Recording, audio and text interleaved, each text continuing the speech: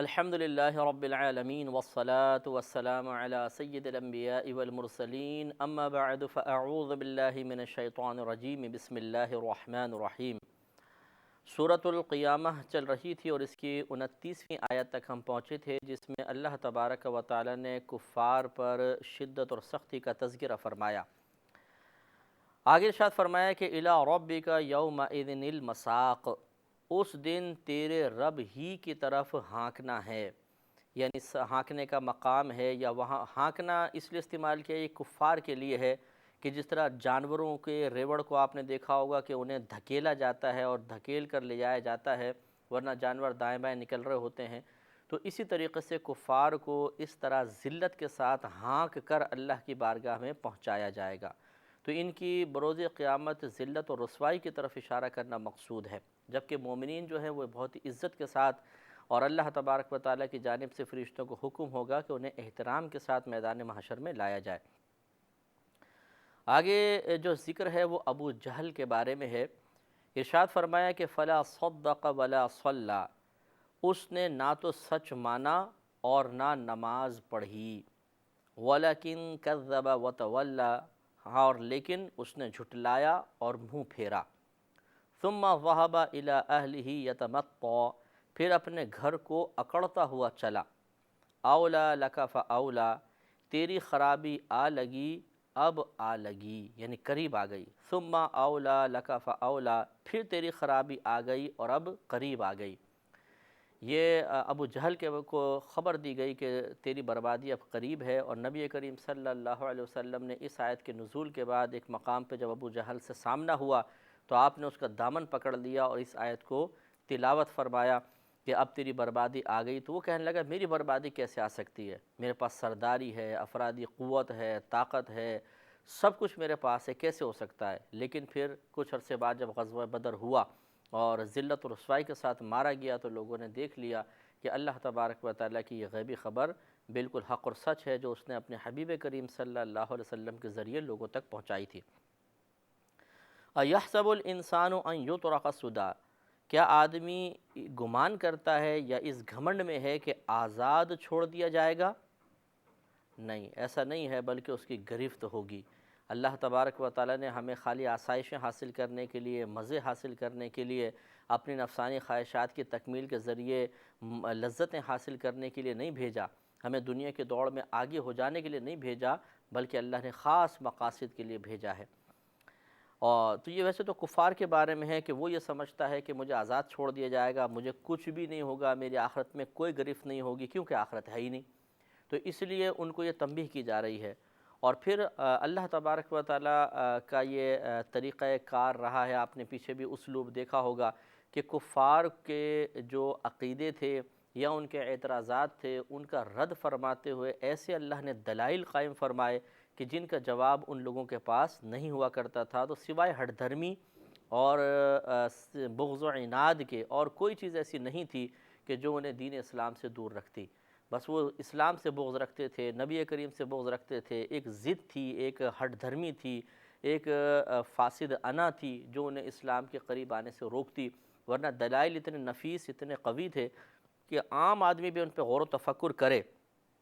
تو وہ یقین کرے گا کہ بالکل جو نبی کریم صلی اللہ علیہ وسلم بیان فرما رہے ہیں، جو اللہ تبارک و تعالیٰ قرآن میں ذکر فرما رہا ہے، وہ بالکل حق و سچ ہے، اور جس طرح فرمایا جا رہا ہے بعینہ ہی ویسا ظہور پذیر بھی ہوگا۔ لہٰذا اللہ تعالیٰ نے ارشاد فرمایا الم یکو نطفۃ من منی یمنی،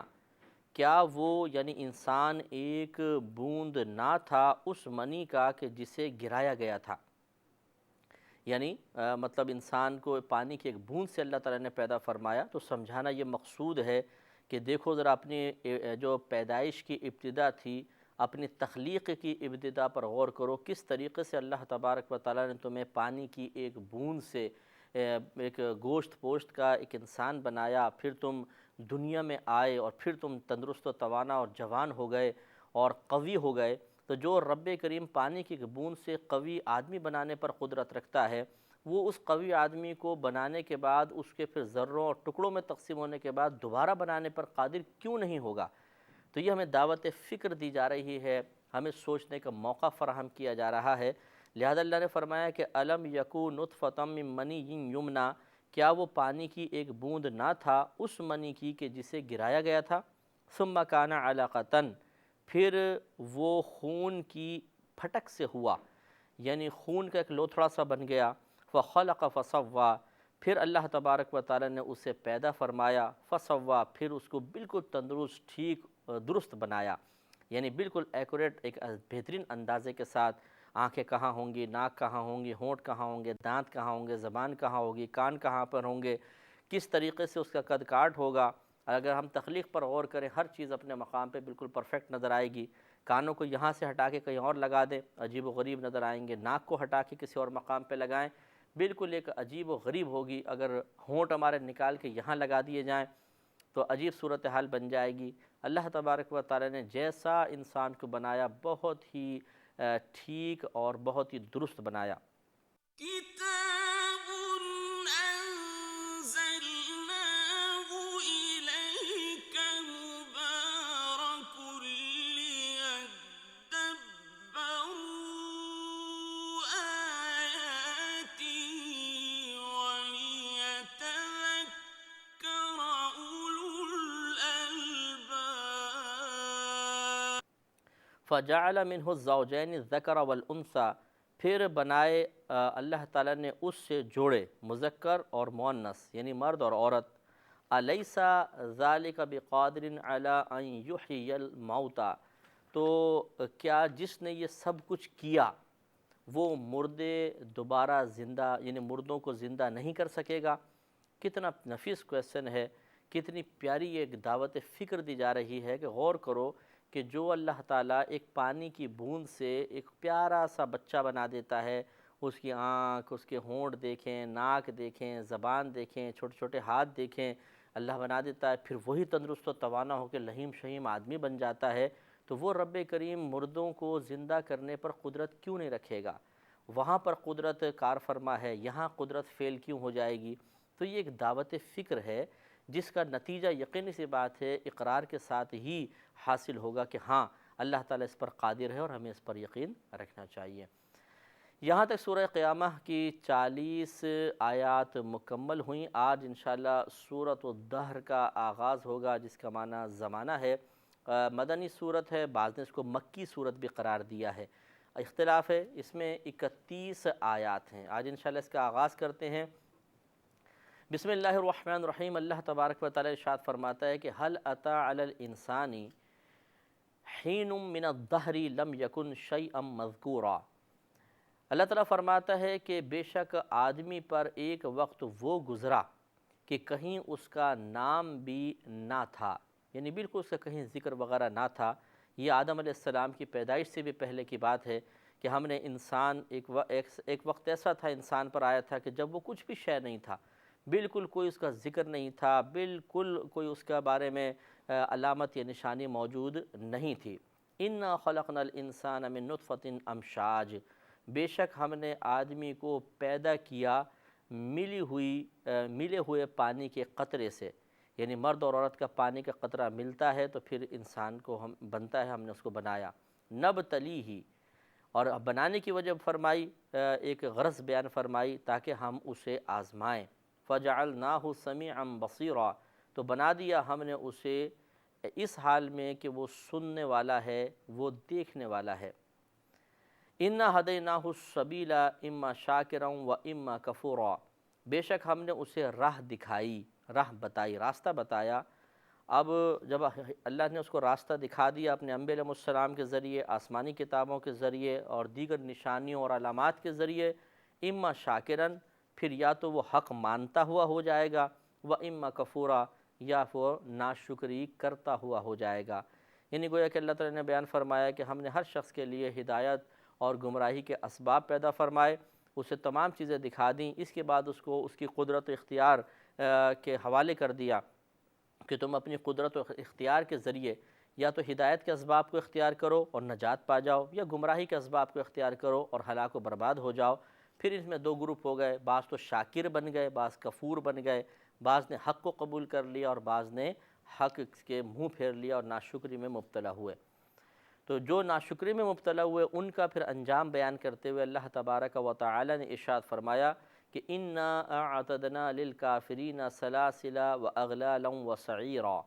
کہ بے شک ہم نے تیار کر رکھا ہے کافرین کے لیے زنجیروں کو اور طوقوں کو اور بھڑکتی ہوئی آگ کو، یعنی زنجیریں ہوں گی جو نبی کریم صلی اللہ علیہ وسلم کے فرمان کے موافق، اور اس طرح اس کو بالکل جیسے پرو دیا جائے گا اور اس کو جکڑ دیا جائے گا، گلے میں بڑے بڑے طوق یعنی جیسے ہار ٹائپ سمجھ لیجئے، لوہے کے بھاری طوق ڈال دیے جائیں گے اور اسے بھڑکتی ہوئی آگ میں انڈے ڈال دیا جائے گا، اور اس پہ گرم پانی وغیرہ کے جو عذابات دیگر ہیں وہ علیحدہ ہوں گے۔ تو یعنی ایسا انسان آخرت کے اندر جب وہ اللہ تبارک و تعالیٰ کی دنیا میں نافرمانی کرتے ہوئے اور حق کو نظر انداز کرتے ہوئے مر جائے گا تو یہ اس کو انجام کا سامنا کرنا پڑے گا۔ اب خود سوچئے کہ بھڑکتی ہوئی آگ ہو اور لوہے میں انسان کو جکڑ دیا گیا ہو تو یقینی سی بات ہے آگ میں لوہا تپتا ہے، اور تپنے کے بعد وہ بالکل لال ہو جاتا ہے۔ اگر آپ ویسے ہاتھ رکھ دیں لوہے پر تو ایک لمحے میں ہاتھ ختم ہو جائے گا، وہ اتنا گرم ہوتا ہے اور جلا کر راکھ کر دے۔ لیکن وہاں پر کافر جلے گا ضرور لیکن ختم نہیں ہوگا، اس کی کھال جلے گی، گوشت جلے گا، پھر ٹھیک ہو جائے گا، کھال جلے گی، گوشت جلے گا، پھر ٹھیک ہو جائے گا، اور یہ مسلسل عمل ہوتا رہے گا۔ کتنی اذیت ہے، کتنی تکلیف ہے۔ آخر ایک حق کو تسلیم کر لینے میں کیا قباحت، حق تسلیم کرنا کتنا آسان ہے، کوئی مشکل نہیں ہے۔ یہ ہو سکتا ہے کہ چند لوگوں کی مخالفت کا سامنا کرنا پڑے، لیکن یہ مخالفت تو عارضی ہے، اور اس مخالفت میں کتنی تکلیف ہے، کوئی زیادہ تو نہیں ہے، لیکن یہ آخرت کی تکلیف اگر انسان حق سے منہ پھیر کر رکھے تو اللہ تبارک و تعالیٰ کا عذاب برداشت کرنا یہ کسی کے بس کی بات نہیں۔ كتاب أنزلناه إليك مبارك ليدبروا آياته وليتذكر أولو الألباب۔ ان الابرار یشربون من کأس کان مزاجها کافورا۔ آگے اللہ تبارک و تعالیٰ نے پھر نیک لوگوں کا تذکرہ فرمایا کہ ان الابرار، بے شک نیک لوگ، یشربون پئیں گے، من کأس اس جام سے، کانا مزاجها کافورا کہ جس کا مزاج کافور ہوگا، یعنی اس میں کافور کی آمیزش ہوگی، خوشبودار قسم کا مشروب ہوگا، عینن ایک چشمہ، یعنی وہ ایک چشمہ ہوگا، اس میں سے یہ پئیں گے، یشرب بہا عباد اللہ، جس میں سے اللہ کے نہایت خاص بندے پئیں گے، یفجرونہا تفجیرا، اور وہ اپنے محلوں میں، اپنے جو محل ہوں گے ان کے، اسے جہاں چاہے بہا کر لے جائیں گے۔ اس کی مختلف تفسیر کی ہے کہ یا تو ایسا ہوگا کہ خدام ساتھ ہوں گے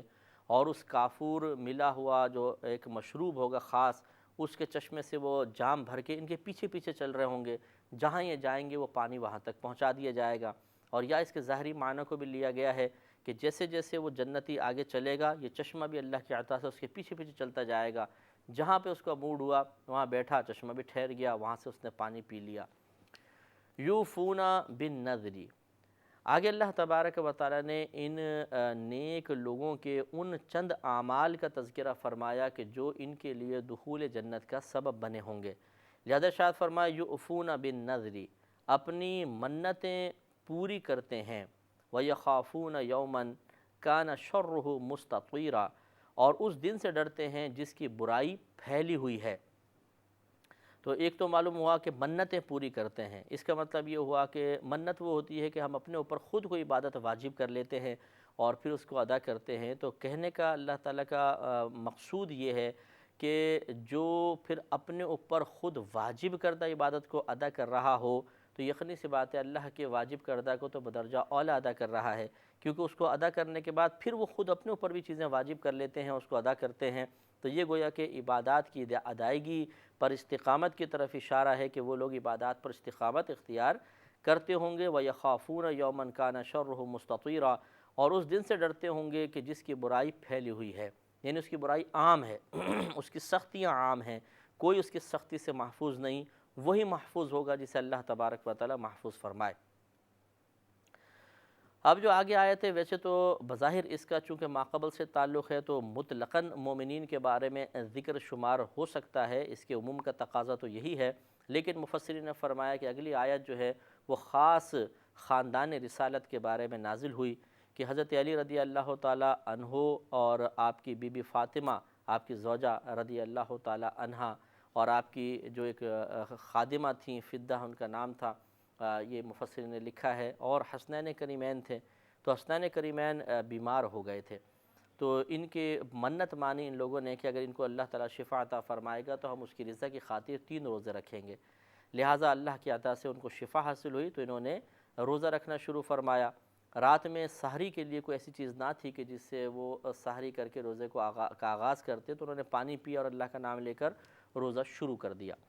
اگلے دن حضرت علی رضی اللہ تعالی عنہ کسی کے پاس گئے اور اون کاتنے کے لیے لے کر آئے، دھاگا لائے تاکہ اس سے پھر وہ اون وغیرہ بنائی جائے، اون لائے تاکہ دھاگا بنایا جائے اور اس کو دے کر اجرت حاصل کی جائے۔ بی بی فاطمہ رضی اللہ تعالی عنہ نے اس میں سے ایک حصہ نکالا اور اس کا مطلب دھاگا وغیرہ تیار کیا، حضرت علی رضی اللہ تعالیٰ عنہ لے کر گئے، اس کو دیا، بیچا، اور اس سے جو پیسے حاصل ہوئے اس کی آپ نے 5 روٹیاں لیں، کیونکہ 5 نفوس قدسیہ تھے، وہ لے کر آئے اور آپ لوگوں نے افطار کا انتظار شروع کیا۔ جب افطار کا وقت آیا، ابھی کھانے ہی لگے تھے کہ ایک شخص دروازے پر آیا اور اس نے کہا کہ میں ایک مسکین ہوں، آپ مجھے کھانا دے دیں۔ تو انہوں نے ایک دوسرے کی طرف دیکھا اور فوراً نظروں کے اندر فیصلہ ہو گیا کہ ہم اللہ کی رضا کی خاطر یہ کھانا اسے دے دیں گے۔ کسی نے کچھ نہیں کھایا اور وہ کھانا اٹھا کر دے دیا گیا۔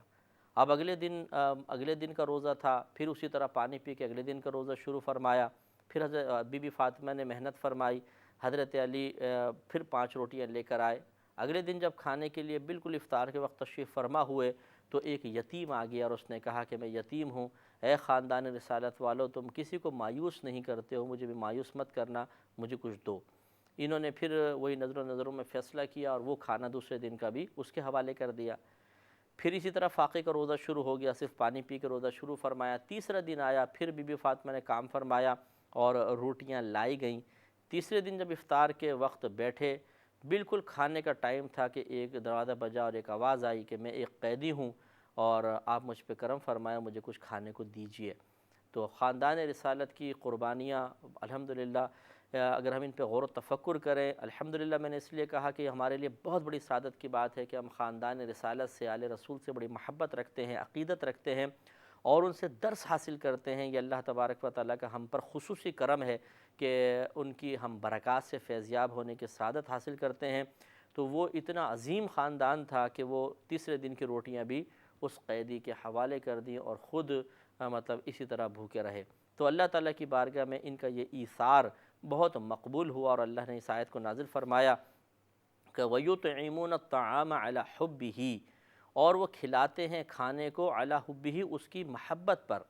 اب ہی ضمیر یا تو اللہ تعالیٰ کی طرف لوٹائی جائے تو اس کا مطلب ہوگا کہ اللہ تعالیٰ کی محبت کی خاطر وہ کھانا کھلاتے ہیں، یا اس کا مطلب یہ ہوگا اگر اس کی ضمیر طعام کی طرف لوٹائی جائے تو اس کا مطلب یہ ہوگا کہ وہ کھانا کھلاتے ہیں، حالانکہ صورتحال یہ ہوتی ہے کہ وہ اس کھانے کی چاہ رکھتے ہیں، اس سے محبت رکھتے ہیں، اس کی ان کو ضرورت بھی ہوتی ہے، لیکن پھر بھی کھانا کھلا دیا کرتے ہیں۔ مسکینا و یتیما و اسیرا، مسکین، یتیم اور قیدی کو۔ انما نطعمکم لوجہ اللہ، محض